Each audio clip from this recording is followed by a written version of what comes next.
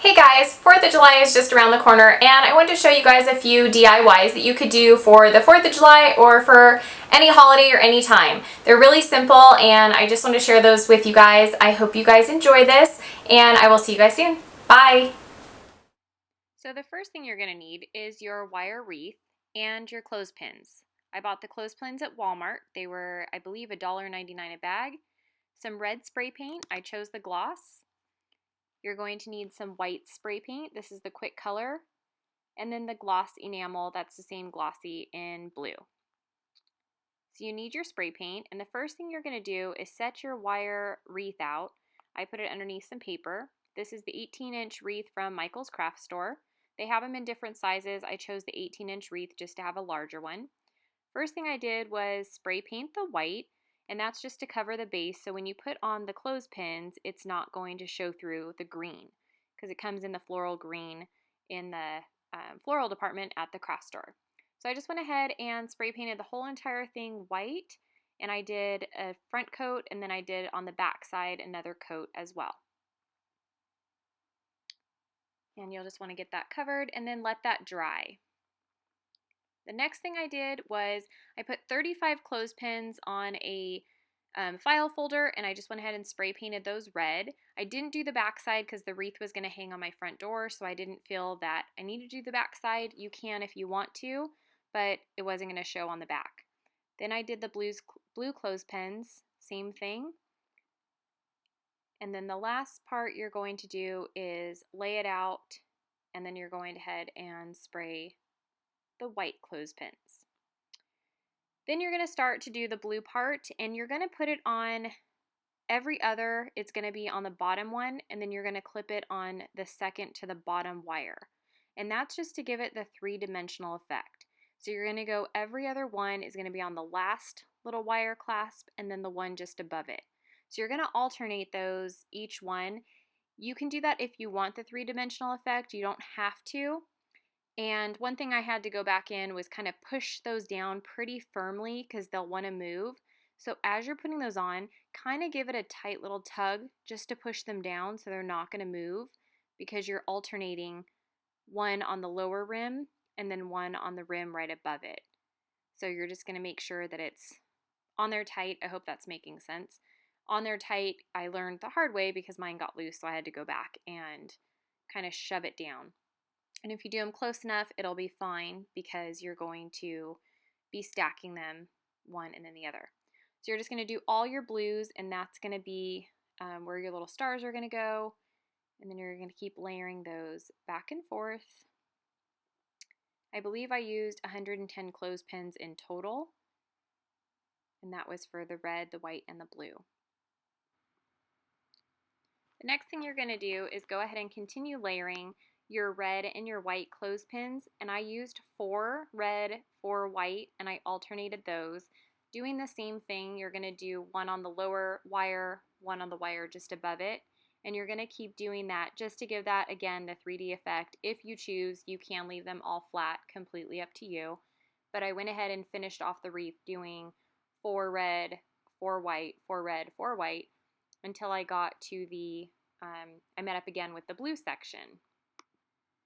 So now all your clothespins are on, your red, white, and blue, and they're completely gathered. The next thing you're going to do is get your stars. If you want to use white, red, or blue, I chose red, the puffy glitter stars, and I just put those on just sporadic. I just kind of like place them wherever, and I just used red glitter stars, and I stuck those on the blue clothespins and just kind of spaced them out wherever I felt that it looked like it needed a star. So I put those on, and then the next thing I took was a white satin ribbon. You can choose any ribbon if you want to use a ribbon for the door hanger part. What I did was flipped it over, and I chose a section on the wire, and I just went ahead and tied a double knot with the white ribbon on one side, and then I just chose the other side, kind of went in close. I did cut off a little piece there, so I didn't have too much of an overhang on the white ribbon.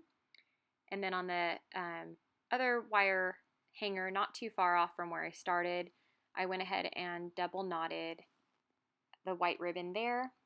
and then cut off any excess so you don't have anything hanging out where it might show. So you're just going to go ahead and double knot it to secure that in place so when you hang it on your door, if you open your door, it's not going to come untied. So I went ahead and just tied that off, and then the next thing that you can do just to finish it off is tie a bow in the center. I just cut it in half, and then I went ahead and tied a bow, and that's just so when I have my door hanger, it will have like a cute little white bow at the top. So you can use any color ribbon that you want to. You can use some of that burlap. You can use really anything here. And then on the back side of the wreath, when I have it turned over, I went ahead and burnt the edges of the ribbon just so it won't fray or come undone. So I just went ahead on each side and just lightly lit the edges, and your wreath is all set. You have your bow, you have your stars, and now you can hang it on your front door if you choose to. Or you can hang it inside. I chose to hang mine on my front door, and there's the finished project. So the next thing we're going to do is some patriotic flip-flops. I did these once before with some cute little polka dot bows, but I'm going to show you today how to do the patriotic pair. You can do these anytime for any occasion. I just bought some red, white, and blue flowers at Michael's craft store.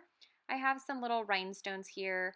I also set out a little clip that I had on hand with some little red flowers that I was going to use, but then I liked the other ones. I picked these up at Old Navy when they were having a sale. I think they were like $2.50 a piece. I'm not 100% sure. Old Navy always has sales on their flip-flops, so I have a bunch on hand. And then you're going to use a high temperature glue gun, or you can use the E6000. I was trying to figure out which flowers I wanted to use, if I wanted to use the red ones from the clip that I had, or use just the red, white, and blue floral ones that I picked up at Michael's, which I opted for those. So I used the one that was red with the white stripes and then blue with the stars. And what you want to do is cut off the back of that little green plastic stem part just so it's flat and flush.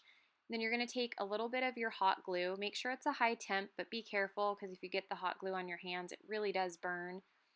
And then you're just going to turn it over and pinch it onto the very V part of that flip-flop. And you're just going to press it down for just a few seconds. It'll hold in place, and then I'm going to go ahead and do the next one with the blue. Same thing, cut off that green, just the little stem part. You just want to make sure it's flush and flat. You're going to just put a little dot of the hot glue or the E6000 or whatever glue that you would like to use. I'm just using the high temperature hot glue. Turn it over, and you're going to press that in place, and you're just going to gently push down to make sure that it's set. And there you have your blue and your red flip-flops. And then I just made sure it was secure and dried. Now I was deciding on which rhinestones, if I even wanted to use any on the flip-flops. I was kind of testing out different colors. I had those on hand. I think I picked those up at Joann Fabric a while ago. It came in a variety pack of different colors. And so I picked out the diamond, the blue, and the red. I just put a little drop of the hot glue in the center of the flower. And I ended up going with just the clear diamond rhinestone on each one. So I just put a little drop of glue, and then I put the little diamond rhinestone in the center just to kind of give it just some extra shine and sparkle. Since it's the holiday, it's always fun to have like just your extra little bling when you can fit it in. So I thought I would put that on there. You can also put them on the outer edges of the flip-flop. That looks cute too if you have smaller rhinestones. And I just peeled off any extra glue. Sometimes you'll get those little frays from the hot glue gun. And that is it. And there's the finished flip-flops. Now for the patriotic t-shirt. I put some boxes down. You're going to need some painter's tape or any kind of tape, a pair of scissors, and then the Simply Spray. This is fabric spray paint. You can also use regular spray paint, but over time it will fade as you wash. I have some stickers because I needed stars for the top corner of the shirt. I bought these shirts at Michael's craft store. They were on sale for $2.50. I picked up a red and a white one. They're usually always on sale, or you can use your coupon in the Sunday paper or go online and go ahead and print one off. They carry these at Joann's, Michael's, Hobby Lobby, most craft stores. And so what I'm going to do is make sure you lay it out. I was on my backyard table, so I didn't want to spray paint that. You're going to lay out your t-shirt flat. And I just went ahead and laid out the shirt. And then what you're going to do is take your scissors and kind of decide on how you want to cut your shirt. If you want to do a deep V, if you want to do a rounded neck. I opted to cut off the sleeves because I wanted a tank style for this shirt in particular. So I went ahead and just went in about 1.5 inches, and I just cut from the shoulder down to the armpit. And I cut them both at the same time. I know there's many ways that you can do this, but I just went ahead and did it like this. And then for the next one, I used that sleeve and kind of lined it up just to see where I wanted to cut it to make sure. I know you can fold it in half and use that as a pattern, but I don't always like to have them exactly the same. I do this a lot for my workout shirts. So I just went ahead, same thing from the shoulder down to the armpit. If you want to have it more longer at the armpit, you can do that as well. If you want to wear like a bandeau top underneath or your bathing suit. For the collar, I just went ahead at the shoulder and then I did like a rounded scoop neck and I just cut that from the top. I pulled on it a little bit just to make it kind of look frayed and more like a loose because I wanted this one off the shoulder. So I went ahead and just, you kind of tug at that, pull at it. It will kind of curl up on the edges. So I did that around the neck, the back of it, and around the armpit holes as well. So you can just pull on it, tug on it. You don't have to pull it really hard. It kind of frays up on its own. But if you want an off-the-shoulder style, just kind of tug on it more because it'll give you some more slack. For here, I used the priority mailbox and then I just used the painter's tape for the one corner because that was going to be my blue section. So I didn't want to spray paint that part red. So I first covered that off and I did stripes with the painter's tape. So I just put that down and then I sectioned off where I wanted to put the blue with the stars. And then since the shirt was white, I taped it off and now I'm spray painting it with the fabric spray paint. And I believe this color was poppy red. I think that's what I bought. The poppy red spray paint. I went ahead and sprayed. There were some areas where it did kind of spit out at me, which was fine. I kind of wanted it to look like that airbrushed spray paint. It didn't need to be perfect. I wanted to kind of have those splotches in there. If you don't want those splotches in there, just kind of spray probably 5 to 6 feet away from it just to give it like a good spray. It was really windy that day, so I kind of went closer and I didn't really mind that I had those extra little spray patches. So the next thing I did was put the star stickers down. That's where I wanted my little white stars. And then I took the blue spray paint and I used the box just so it wouldn't spray down. I still got a little bit of overspray, which is fine. But I sprayed the blue next and I tried to block it off. I should have, if I thought about it sooner, I would have used the boxes to cover up the other, but some of the blue got down and that's fine. But you're just going to go ahead and lightly spray the top section, the blue, and I did stick a little bit of the cardboard on the inside too because it does bleed through. If you don't mind it bleeding through, I didn't mind because I was still going to cut up the back of the shirt, so I let some of that blue bleed through. And so you're just going to continue spraying so you have your little square box. And then you can spray right over those stickers. It's completely fine if you want to use larger stars or if you want to use different stickers or anything really. So the next thing I did was fold my tank top in half. So you're going to basically line up the armpits. So you're going to have just, this is the back side. See, that's where I was telling you it sprays through, which was fine. I don't really care. I didn't want the shirt to be completely perfect. I kind of like that more grunge effect to this one. Then I used a tissue box just to line it up to make like a diamond shape, and that was going to be my pattern, and I was just going to cut in. You don't need to have this perfect. You don't need to have it, you know, the same length. I just took the tissue box, laid that there, and then cut into it, and that was going to give me like a diamond pattern. So I just went ahead and cut the strips. I would say they're probably maybe 1 inch, 1.5 inches apart. I didn't go too wide. It completely depends on the look that you want for your shirt. I just continued all the way down to the bottom. You can go low. You don't have to go as far. It just depends on what you want the back of your shirt to look like. So you're going to lay out your shirt once you get done cutting it, and as you can see, I start at the top. You're going to take that second one, and I looped it through above. It's kind of hard to explain, but what I did was take the second one, like you have your first one, hold it, take the second little cut, and loop that around, like under your first one. And then as you go, you're going to keep pulling it. You're going to take the next one and layer it under. And as I went, I just kind of pulled on it a little bit. When I get to the bottom, I cut it and I'm going to knot it. So you're just going to tie it off into a knot. And it gives you kind of that gathered like ladder, I guess, ladder effect to it. And I wanted to go ahead and make it another like tighter look. So I took the second one again and I went under and over that first one. So you're just going to take your finger and kind of loop it, and you just take it and go under and pull down, take the next one and go under and pull down. So you're taking the last strip that you had in your hand and you're going to loop it under the next one, and then you're going to keep kind of gently tugging as you go because it's going to gather up that ladder effect on the shirt, kind of like a little braid. And the same thing I did was cut it in half, and then I tied it into a knot. And tying it into a knot, I gently tugged on it just so it gives it more of that braided rope tight. So there you have the front and the back. You can see where those spots bled through, and then the back is like that. I ended up adding a little bit of a ribbon to the back. There's the front of the shirt. I like it kind of that messy effect. There's the back. On the very bottom, I did add a red satin bow.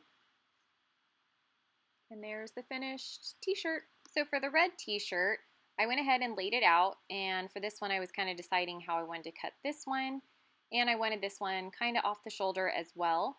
So I laid the t-shirt out, and then again you're going to take it from the shoulder down to the armpit. Just decide where you want to cut it and how deep you want your armpit sleeve to be. If you want it to be longer, go ahead and cut it down longer than just the armpit, maybe like an inch or so. But I just cut it just like a little bit past the armpit hole. I didn't want it to be too wide of an opening. And then you're going to turn it around and do the same thing. And this one I just kind of eyeballed. I went from the bottom and I just cut it up to the top of the shoulder. And you can cut it, like I said, however you want for the armholes, if you want a deeper armhole or if you just want a regular tank style like muscle shirt. And then for the neckline, you're just going to decide how you want that. If you want a V shape, a scoop neck, it's completely up to you. If you have any extra, like I had here, just little extra pieces, I went in and just cut those off. And then I flipped it around towards me just to decide. I didn't want to cut the back side, so what I did was I lifted up the collar, took it in just about a ½ inch, and then I cut kind of like a scoop V-neck on the front right here. So I didn't want to cut the back side of the collar, just the front. So I kind of started just a ½ inch and then I went down. It's up to you if you want to cut both sides like I did on the white one, but I chose for the red one to do a little bit different style. So I just went ahead and cut that. And then if you want to go in, I think I did a little bit on the back side. Yeah. Cut a little bit of the back of the collar just so it wasn't that ribbed like how I bought it at the store. And then the same thing, I went ahead and pulled on it just to give it that frayed, kind of worn look. I didn't want it to look like a fresh, brand new t-shirt. So I just kind of pulled on it. You can pull on the collar and you can pull on the armpit sleeve as well, just to give it kind of that curl. The more you pull on it, the looser it'll be as far as your armpit hole and your neckline. So just pull on that until it frays. And if you want to make any adjustments, if you want to go a deeper V, it's kind of what I did here. I did a deeper V plunge on it. You can always make your adjustments. Then again, you're going to fold it in half to match up the armpit holes, and that's just so you have the back side where you're going to cut into it. So just the best you can line up the armpit holes. They're not always even. That's okay. You can measure it if you're, completely OCD and you want it to be perfect. That's fine. But all you have to do is just line up the armpit holes just the best you can, like I said. And that's what I was doing here, lining up the best you can. Then what you're going to do is take your scissors and you're just going to cut into the shirt.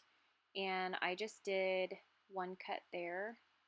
And then you're just going to cut it. And I believe I did 3 or 4 cuts.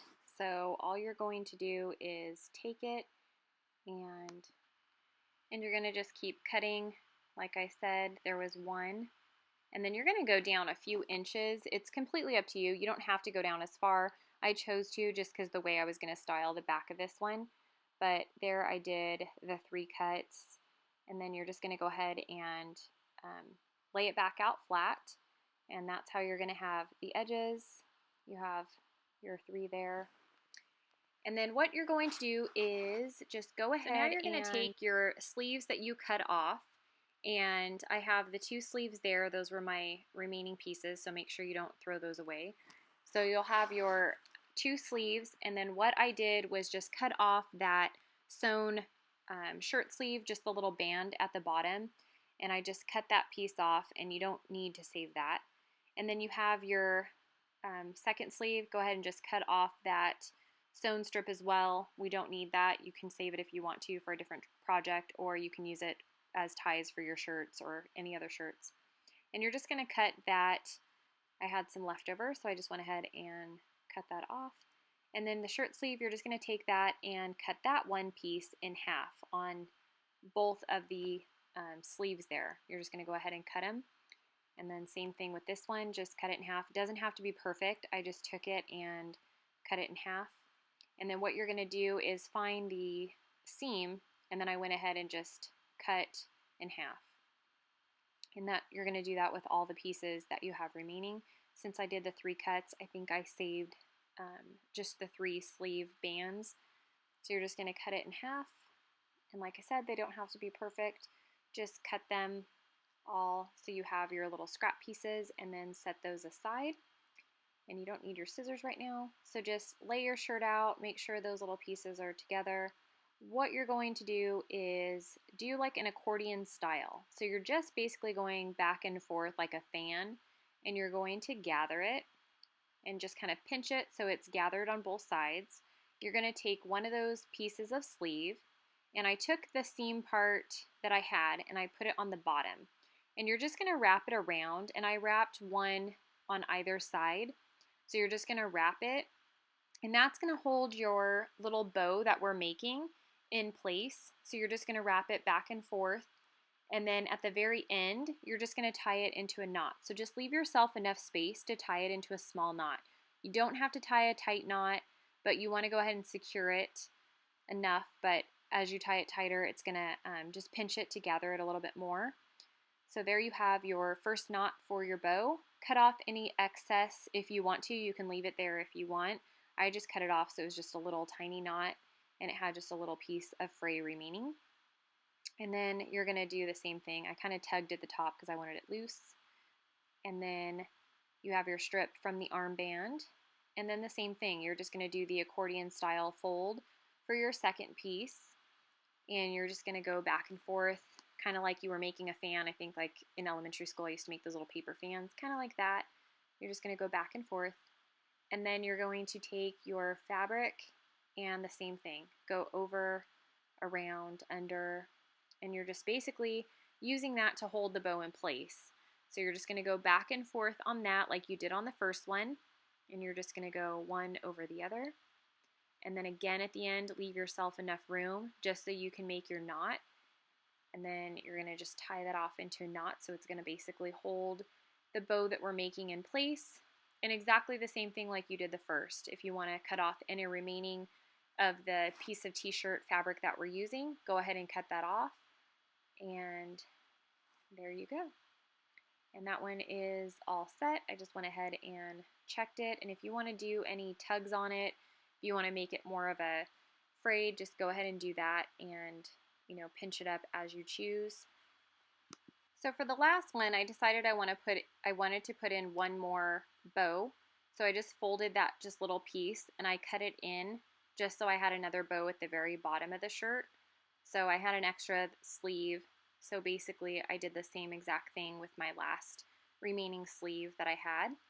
Same thing, accordion style, just so you can gather it like so.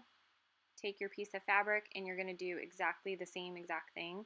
Just go over and around, back and forth until you have the last piece, so you can tie that off into a knot.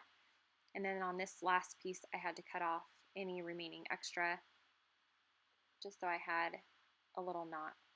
I decided last minute that I wanted an extra one at the very bottom of the shirt. You can do 2, 3, 4, however many you want. You'll just have to determine how far in you're going to cut, or how much space you want in between each bow. So I'm tying that one off right now, and then cutting off just those little extra frays. And there we have the shirt. Cutting off an extra piece. And there it is, all laid out flat. You can see that the bows are in place.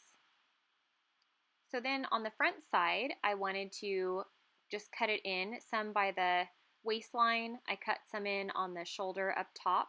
And you basically just take your scissors and just cut like however, I just took like a snippet.